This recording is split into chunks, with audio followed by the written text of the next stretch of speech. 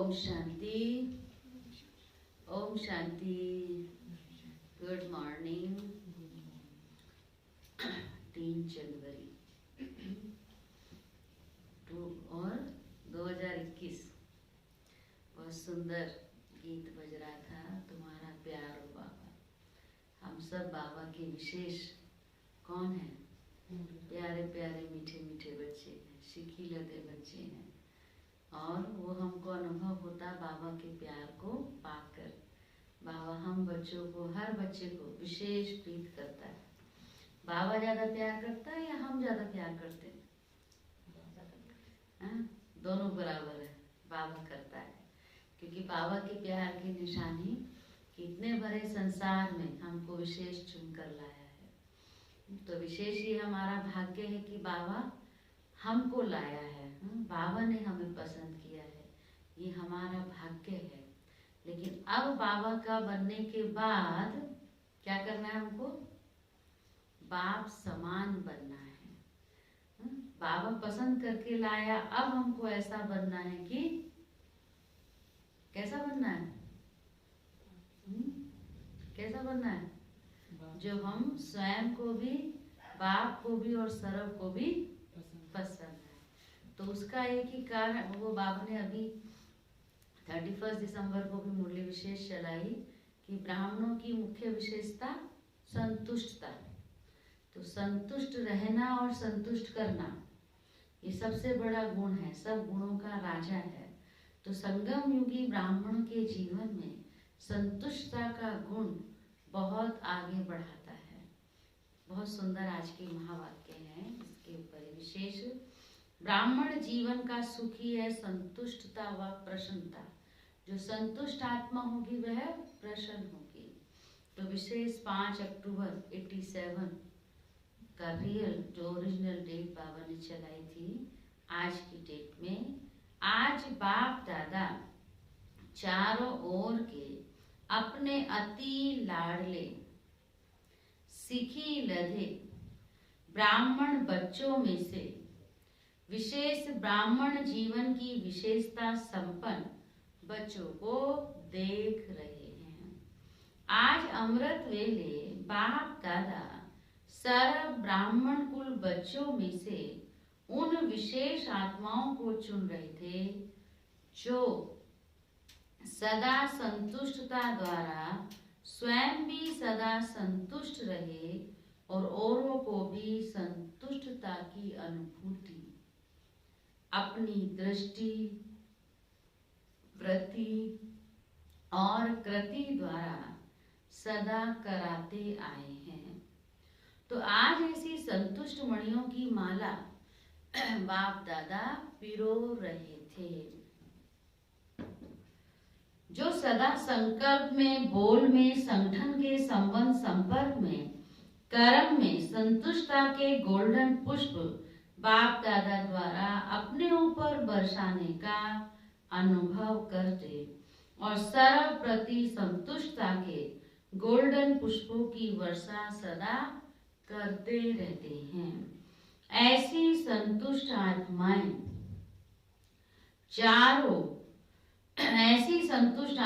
चारों ओर में से कोई कोई नजर आई। माला बड़ी नहीं बनी, छोटी सी माला बनी। बाप दादा बार बार संतुष्ट मणियों की माला को देख हर्षित हो रहे थे। किसको देख के खुश हो रहे थे बाबा? किसको देख हर्षित हो रहे थे? जो संतुष्ट मणि आत्माएं हैं। ऐसी आत्माओं को देख बाप दादा हर्षित हो रहे थे, क्योंकि ऐसी संतुष्ट मणियां ही बाप दादा के गले का हार बनती हैं, राज्य अधिकारी बनती हैं और भक्तों के सिमरन की माला बनती है। बाप दादा और बच्चों को भी देख रहे थे, बाप दादा और बच्चों को भी देख रहे थे, जो कभी संतुष्ट और कभी असंतुष्टता के संकल्प मात्र छाया के अंदर आ जाते हैं और फिर निकल आते हैं, फंस नहीं जाते। तीसरे बच्चे कभी संकल्प की असंतुष्टता, कभी स्वयं की स्वयं से असंतुष्टता, कभी परिस्थितियों द्वारा असंतुष्ट था, कभी स्वयं की हलचल द्वारा असंतुष्ट था और कभी छोटी बड़ी बातों से असंतुष्ट था। इसी चक्र में चलते और निकलते और फिर फंसते रहते हैं। ऐसी माला भी देखी क्या? कभी कभी छोटी बड़ी बातों से असंतुष्ट था, इसी चक्र में कई ऐसे फंसे रहते, कभी स्वयं की हलचल में, कभी दूसरों की बातों में, कभी परिस्थितियों में। ऐसी भी माला थी। तो 3 मालाएं तैयार हुई। मणियां तो सभी हैं, लेकिन संतुष्ट मणियों की झलक और दूसरे 2 प्रकार के मणियों की झलक क्या होगी, यह तो आप भी जान सकते हो ना। ब्रह्मा बाप बार बार तीनों मालाओं को देखते हुए हर्षित भी हो रहे थे, साथ साथ प्रयत्न कर रहे थे कि दूसरे नंबर की माला की मणियां पहली माला में आ जाएं। रूह रिहान चल रही थी, क्योंकि दूसरी माला की कोई कोई मणि बहुत थोड़ी सी असंतुष्टता की छाया मात्र के कारण पहली माला से वंचित रह गई है। इसको परिवर्तन कर कैसे भी पहली माला में लावें। जो थोड़ी सी भी रह गई है, बाप दादा की आस है कि वो कैसे भी पहली माला में आवे। एक एक के गुण, विशेषताएं, सेवा सबको सामने लाते बार बार यही बोले कि इसको पहली माला में कर लें। कौन सी माला में आना है? एक 25-30 के करीब मणियां थी, जिनके ऊपर ब्रह्मा बाप की विशेष रुझान चल रही थी। ब्रह्मा बाप बोले, पहले नंबर माला में इन मणियों को भी डालना चाहिए। अनुभव करो कौन सी माला में होंगे। बाबा की गिनती में आ रहे हैं। बाबा ने कहा ऐसी 25-30 के करीब मणियां थी, जिनके ऊपर ब्रह्मा बाप की विशेष रुझान चल रही थी। ब्रह्मा बाप बोले, पहले नंबर माला में इन मणियों को भी डालना चाहिए। लेकिन फिर स्वयं ही मुस्कुराते हुए यही बोले कि बाप इन्हों को अवश्य पहले में लाकर ही दिखाएंगे। तो ऐसी विशेष मणियां भी थी।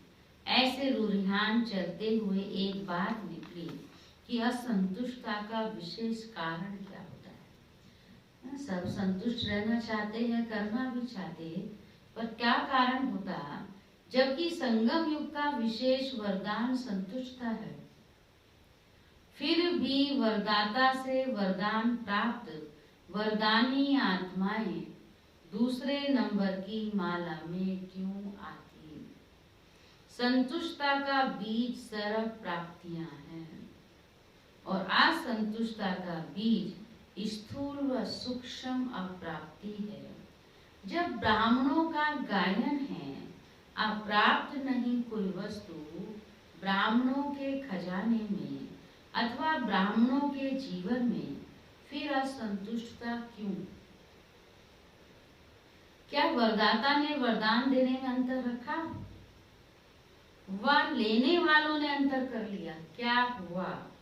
जब वरदाता दाता के भंडार भरपूर है, इतने भरपूर हैं जो आपके अर्थात श्रेष्ठ निमित्त आत्माओं के, जो बहुत काल के ब्रह्मा कुमार कुमारी बन गए, उन्हों की किस जन्मों की वंशावली और फिर उनके भक्तों की भी वंशावली,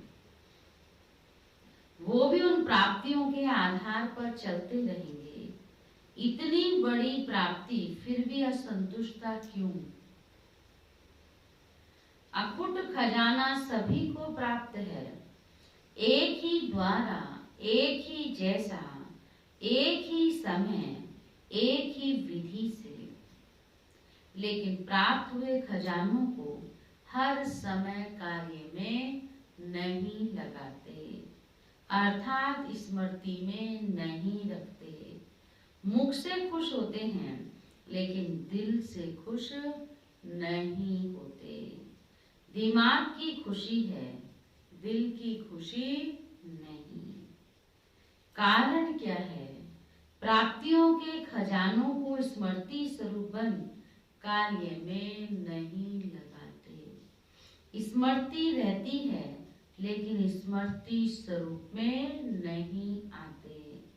प्राप्ति बेहद की है लेकिन उनको कहाँ कहाँ हद की प्राप्ति में परिवर्तन कर लेते हैं।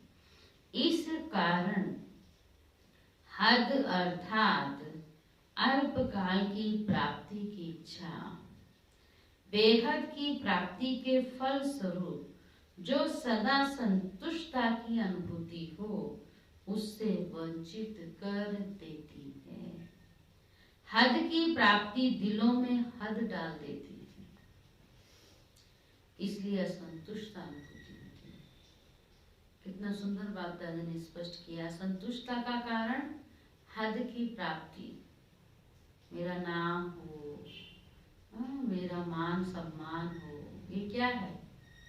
हद की इच्छा है ना। और भी छोटी छोटी कोई भी हद की इच्छा, तो यही हमको असंतुष्ट कर देती है। लेकिन बेहद का बाप मिला और बेहद के बाप से बेहद की बादशाही मिली, यह सदा स्मृति में रहेगा तो सदा हम कैसे रहेंगे? संतुष्ट रहेंगे, जो हम ब्राह्मण जीवन की विशेषता है। तो हद की प्राप्ति दिलों में हद डाल देती है, इसलिए असंतुष्टता की अनुभूति होती है।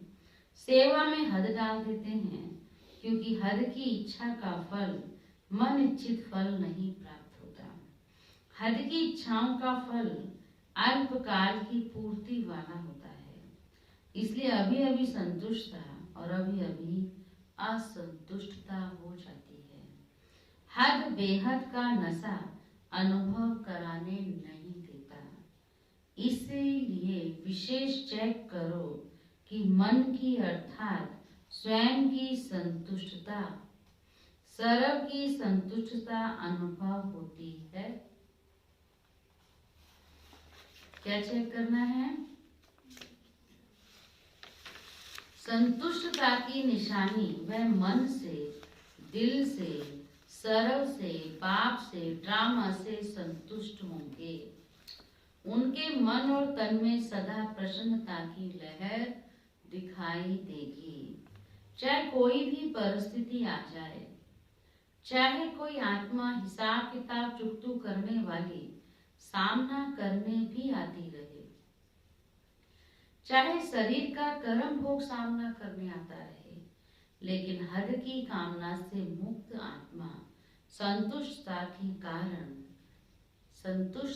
कारण चाहे कोई व्यक्ति उसके सामने आ जाए, चाहे कोई परिस्थिति उसके सामने आ जाए, चाहे शरीर का हिसाब किताब उसके सामने आ जाए, लेकिन जो संतुष्ट आत्माएं हैं उसकी निशानी वह सदा प्रसन्न रहेगा। जो संतुष्ट है वो सदा प्रसन्न है। तो जो संतुष्ट आत्मा है सदा प्रसन्नता की झलक में चमकता हुआ सितारा दिखाई देगी। प्रसन्न चित्त कभी कोई बात में प्रश्न चित्त नहीं होंगे। प्रश्न है तो प्रसन्न नहीं। चेहरा का मुरझा जाता है, मुरझास कब आती है? कुछ ना कुछ अंदर मन में शिकायत होती है। शिकायत है माना असंतुष्ट है, तो असंतुष्ट है तो प्रसन्नता आ ही नहीं सकती, आएगी नहीं। तो संतुष्टता की निशानी की सदा प्रसन्न होगा, और जो प्रसन्न होगा उसका चेहरा एक अलग ही चमक होगी। तो वो चमक बाप दादा ने कहा दिखाई दे, सदा प्रसन्नता की झलक में चमकता हुआ सितारा दिखाई देगी। प्रसन्न चित्त कभी कोई बात में प्रश्न चित्त नहीं होंगे। प्रश्न है तो प्रसन्न नहीं। प्रसन्न चित्त की निशानी वह सदा निस्वार्थी और सदा सभी को निर्दोष अनुभव करेगा। किसी और के ऊपर दोष नहीं रखेगा, ना भाग्य विधाता के ऊपर कि मेरा भाग्य ऐसा बनाया, ना ड्रामा पर कि मेरा ड्रामा में ही पार्ट ऐसा है, ना व्यक्ति पर कि इसका स्वभाव संस्कार ऐसा है, ना प्रकृति के ऊपर कि प्रकृति का वायुमंडल ऐसा है, ना शरीर के हिसाब किताब पर कि मेरा शरीर ही ऐसा है। प्रसन्नचित अर्थात सदा निस्वार्थ निर्दोष वृत्ति दृष्टि वाले। तो संगम युग की विशेषता क्या है?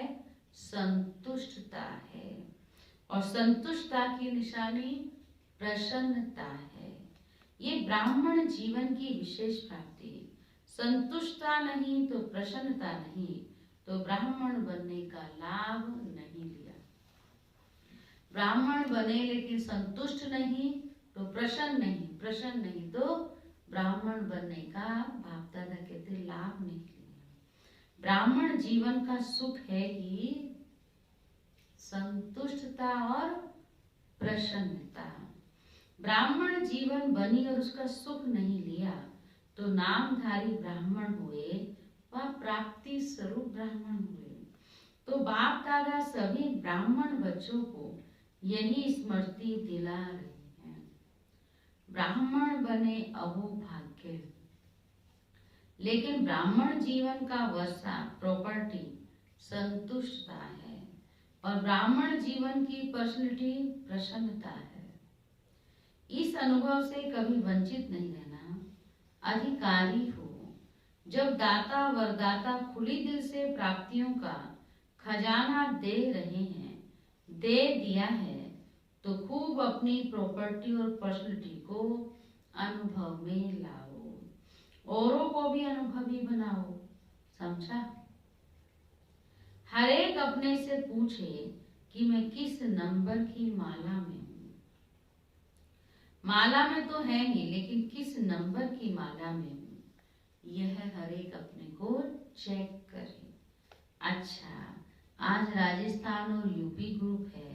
राजस्थान अर्थात राजाई संस्कार वाले, हर संकल्प में स्मृत स्वरूप में राजाई संस्कार प्रैक्टिकल में लाने वाले, अर्थात प्रत्यक्ष दिखाने वाले, इसको कहते हैं राजस्थान निवासी। ऐसे हो ना, कभी प्रजा तो नहीं बन जाते। अगर वशीभूत हो गए तो प्रजा कहेंगे, मालिक है तो राजा। ऐसे नहीं कि कभी राजा कभी प्रजा नहीं, सदा राजाई संस्कार स्वतः ही स्मृति स्वरूप में हो।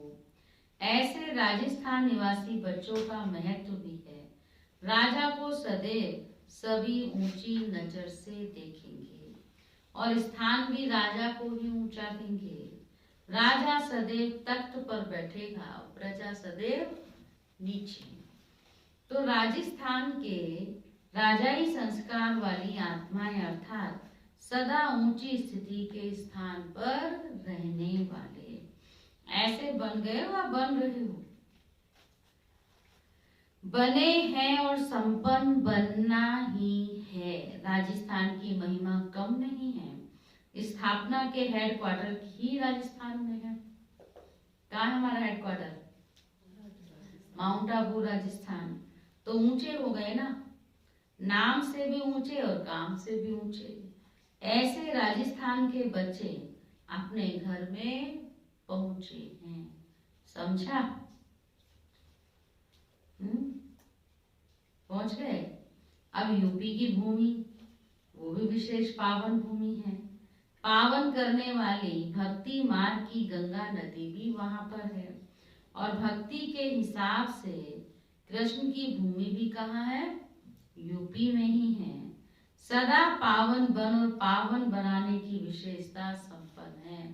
कौन? यूपी वाले। कृष्ण की भूमि भी यूपी में, और पावन बनाने वाली गंगा भी यूपी में है। जैसे बाप की महिमा है पतित पावन, यूपी वालों की महिमा भी क्या है? बाप समान पावन है। पतित पावनी आत्माएं होना, भाग्य का सितारा चमक रहा है। ऐसे भाग्यवान स्थान और स्थिति दोनों की महिमा है। सदा पावन यह है स्थिति की महिमा। तो ऐसे भाग्यवान अपने को समझते हो, सदा अपने भाग्य को देख हर्षित होते, स्वयं भी सदा हर्षित और दूसरों को भी हर्षित बनाते चलो। क्योंकि हर्षित मुख स्वतः ही आकर्षित मूर्त होते हैं। जैसे स्थूल नदी अपनी तरफ खींचती है ना, खींचकर यात्री जाते हैं, है ना, यात्री पहुंच जाते हैं, खींचे हुए चले जाते हैं ना, चाहे कितना भी कष्ट उठाना पड़े फिर भी पावन होने का आकर्षण उनको खींच लेता है। तो ये पावन बनाने का कार्य का यादगार यूपी में है। ऐसे हर्षित और आकर्षित मूर्त बनना है। समझा?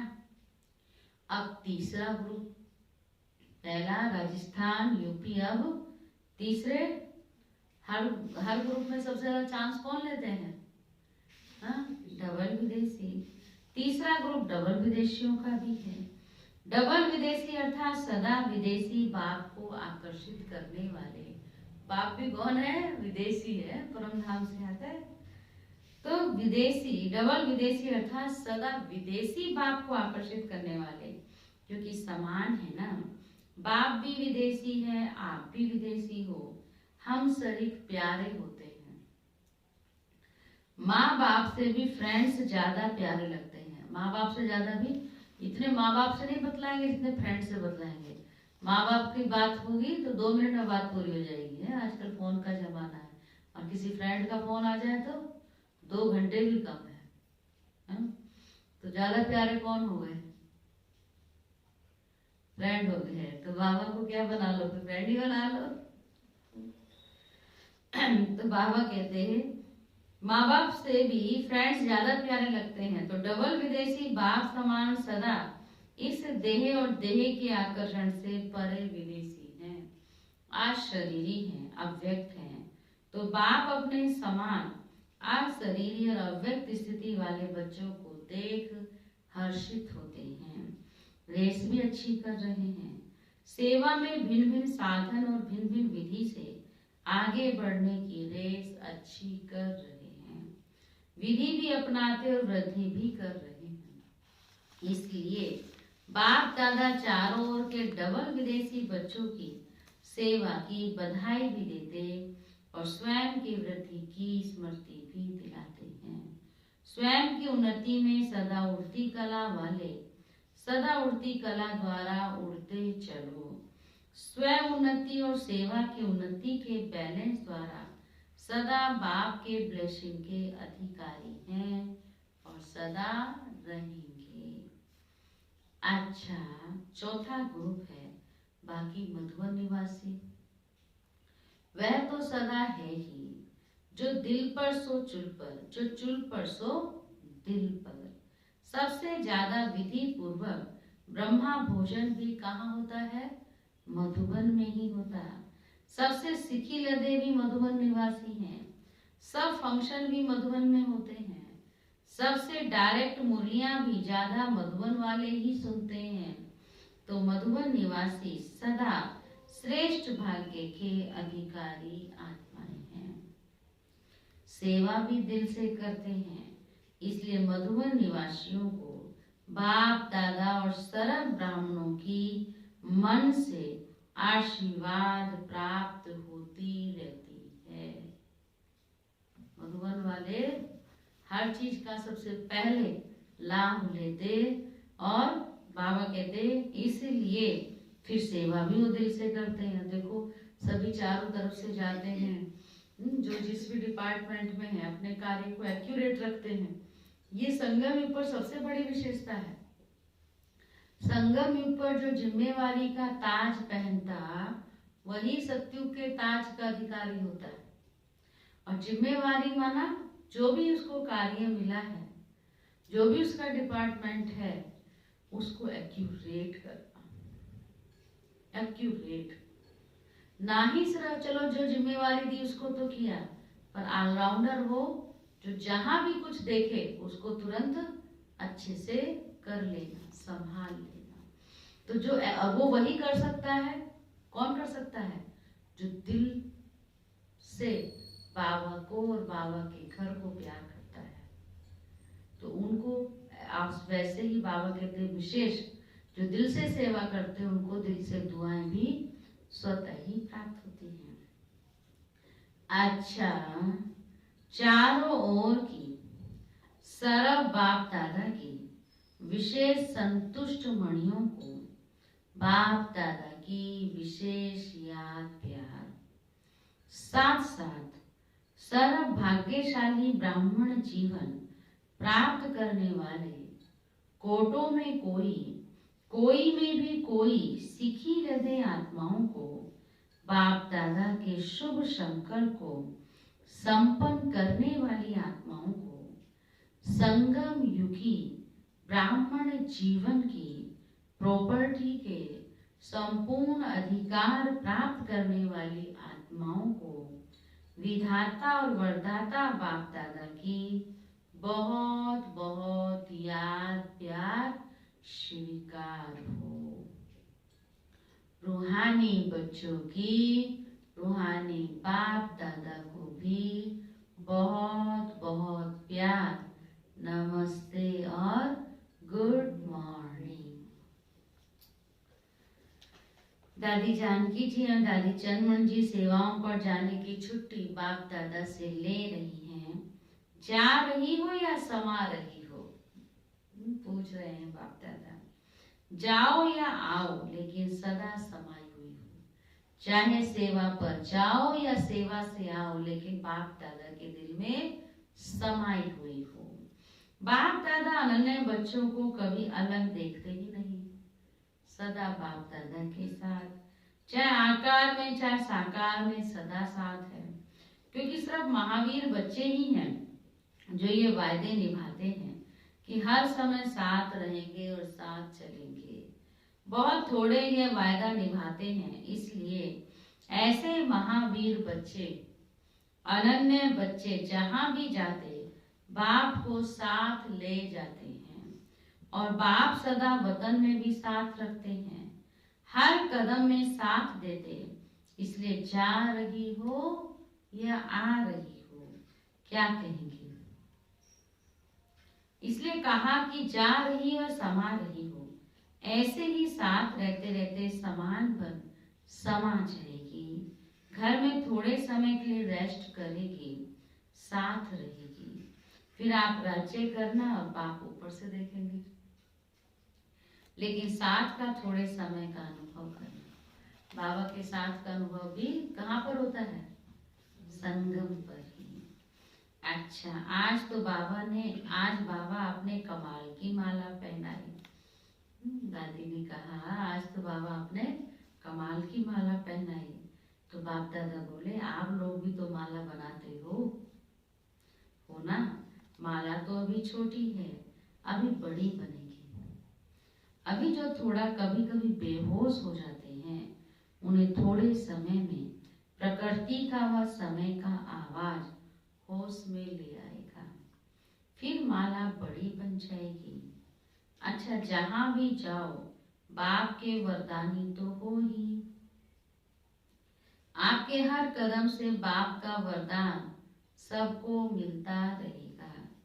देखेंगे तो भी बाप का वरदान दृष्टि से लेंगे, बोलेंगे तो बोल से वरदान लेंगे, कर्म से भी वरदान ही लेंगे। चलते फिरते वरदानों की वर्षा करने के लिए जा रही हो। अभी जो आत्माएं आ रही हैं उनको वरदान की व महादान की ही आवश्यकता है। तो आप लोगों का जाना अर्थात खुले दिल से उनको बाप के वरदान मिलना। दादियाँ कहीं भी जाती हैं सेवा पर तो सब बच्चे क्या करते, बड़े प्यार से दृष्टि लेते, क्योंकि दादियों की दृष्टि में ही वरदान भरे हुए हैं। तो दृष्टि लेना माना वरदान लेना। तो बाप दादा भी कहते हैं आप लोग जहां भी जाते हो आपसे सभी खुले दिल से क्या लेते, वरदान लेते हैं। वरदानों से अपनी झोली भरते हैं। भरते हो ना? सब भरपूर है। अच्छा, वरदान बुद्धि रूपी पांव द्वारा पांच तत्वों की आकर्षण से परे रहने वाले फरिश्ता स्वरूप भव। बुद्धि रूपी पांव द्वारा इस पांच तत्वों की आकर्षण से परे रहने वाले फरिश्ता स्वरूप भव। फरिश्तों को सदा प्रकाश की काया दिखाते हैं। प्रकाश की काया वाले देह की स्मृति से भी परे रहते हैं। उनके बुद्धि रूपी पांव इस पांच तत्व के आकर्षण से ऊंचे अर्थात परे होते हैं। ऐसे फरिश्तों को माया व कोई भी माया भी टच नहीं कर सकते। लेकिन ये तब होगा जब कभी किसी के अधीन नहीं होंगे। शरीर के भी अधिकारी बनकर चलना, माया के भी अधिकारी बनना, लौकिक व अलौकिक संबंध की भी अधीनता में नहीं आना, तब बनेंगे फरिश्ता। स्लोगन है, शरीर को देखने की आदत है तो क्या देखो, लाइट का शरीर देखो, लाइट रूप में स्थित रहो। वरदान दे ना, फरिश्ता माना सब, किसी की भी अधीनता नहीं, और शरीर को देखने की आदत है ये तो क्या देखो, लाइट देखो, लाइट रूप में ही स्थित रहो। अभी तो ऐसे भी अव्यक्ति मास चल रहा है, तो अव्यक्ति मास में विशेष फरिश्ता बनना है, अव्यक्त बन फरिश्ता बन जाना है। तो उसके लिए लाइट बन लाइट को भी देखना है, अर्थात अपने को आत्मा समझ दूसरे को भी आत्मिक स्वरूप में देखना। ब्रह्मा बाप के 18 कदम में आज तीसरा कदम है, लौकिकता में अलौकिकता का अनुभव।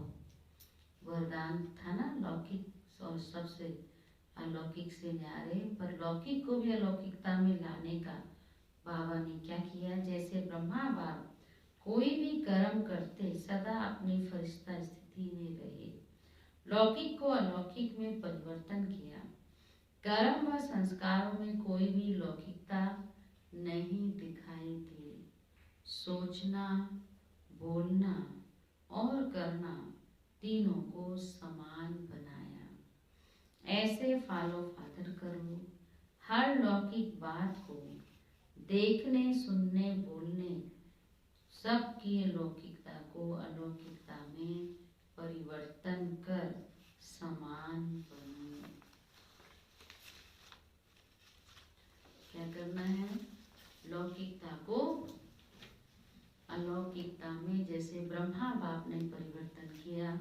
लौकिक संबंध, चाहे उनकी पत्नी थी यशोदा, उनको भी अलौकिक रूप में आत्मा देखा, चाहे उनकी पुत्र वधू थी ब्रजेंद्रा दादी, या जो भी लौकिक संबंधी थे, चाहे पुत्री थी, सबको आत्मा देखा, अलौकिक संबंध में परिवर्तन कर दिया।